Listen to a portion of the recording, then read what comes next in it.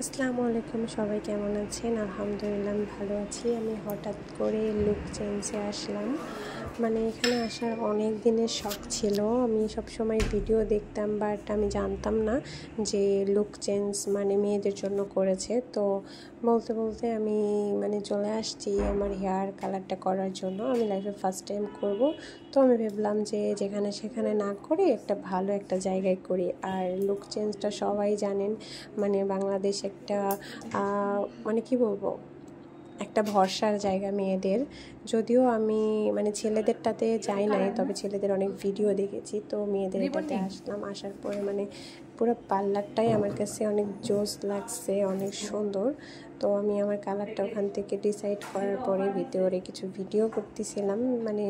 চারপাশটা এত বেশি সুন্দর, আমার খুব ভালো লাগছে।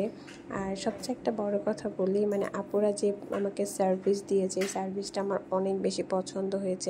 এত সুন্দর করে, এত যত্ন নিয়ে পার্লারে কাজ করতে পারে, এটা আমি লুক চেঞ্জে না আসলে বুঝতে পারতাম না।